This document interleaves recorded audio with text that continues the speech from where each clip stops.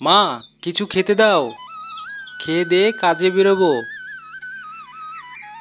এক্ষুনি দিচ্ছি বাবা। এ কি মা, শুধু ভাত আর লবণ, আর কিছু নেই?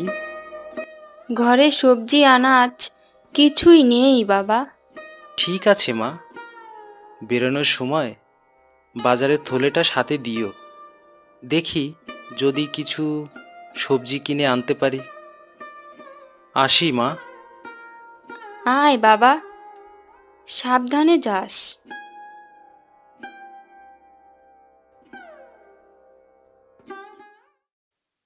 বাবা মারা যাওয়ার পর এই আর্থিক সংকটে ছেলে সমস্ত দায়িত্ব কাঁধে তুলে নিয়েছে। ওকে তুমি ভালো রেখো ভগবান।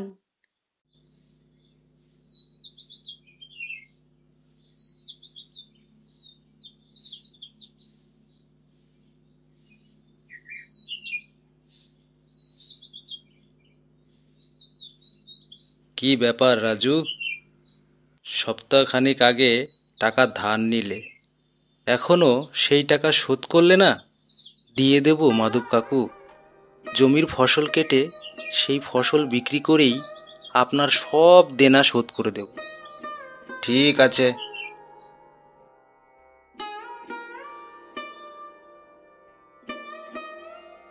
এই বছর খরায় জমির ধান সব প্রায় শুকিয়েই গেছে। যতটুকু আছে তা বিক্রি করে নিজের পেট চালাবো নাকি ঋণ শোধ করব, তা একমাত্র ঈশ্বরই জানেন।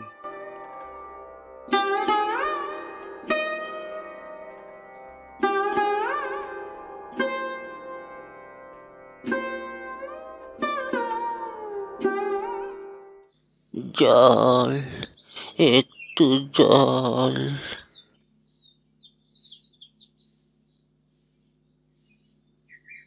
এই বৃদ্ধ তৃষ্ণার্ত পথিককে তুমি জল খাওয়ালে, তোমাকে আশীর্বাদ করি বাবা। তুমি জীবনে অনেক সফলতা অর্জন করো। এটা কি বৃদ্ধ বাবা? এতে পুরনো কিছু মোহর আছে, যা তোমার কাজে আসতে পারে বাবা।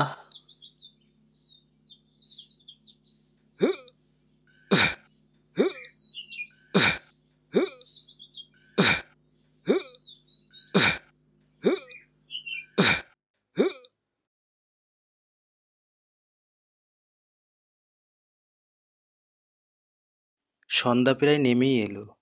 আজ কাজ শেষ করি, কাল এসে বাকিটা করব। আচ্ছা, বৃদ্ধ যে কিছু পুরনো মোহর আমাকে দিয়েছিল, যাই, এটা দিয়ে যদি কিছু আনাজ সবজি কিনতে পারি।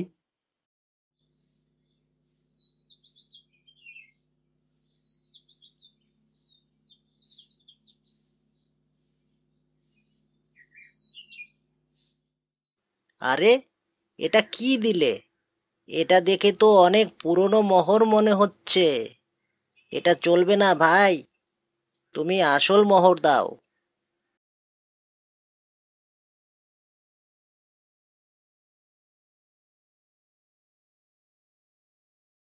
বৃদ্ধ বাবা মোহরগুলো দিয়ে বলল এটা আমার কাজে আসবে, অথচ কেউ তো এই মোহর নিতেই চাইছে না।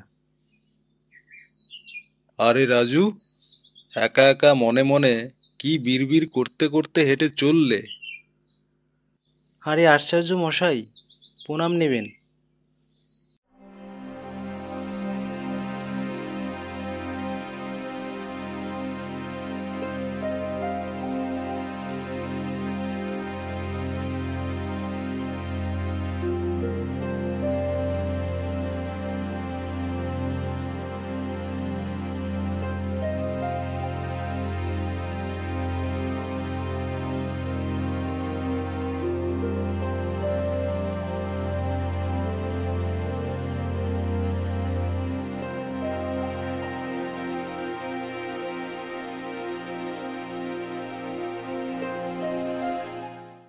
আচ্ছা, এই ব্যাপার।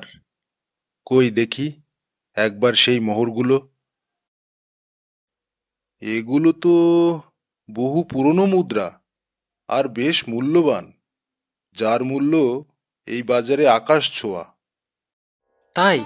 তবে আমি এই মুদ্রাগুলো বিক্রি করে সব ঋণ শোধ করে দিতে পারবো? শুধু পারবে কি হে, এই মুদ্রা বিক্রি করে তুমি সব অভাব দূর করতে পারবে। তবে আমার এই মুদ্রাগুলো আপনি নিয়ে নিন, আশ্চর্য মশাই।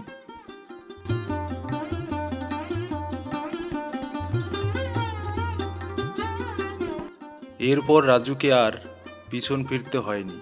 সে সেই মোহরগুলো কাজে লাগিয়ে সব ঋণ শোধ করে এক বড় বাড়ি বানিয়ে মাকে নিয়ে সুখে শান্তিতে বসবাস করতে শুরু করে।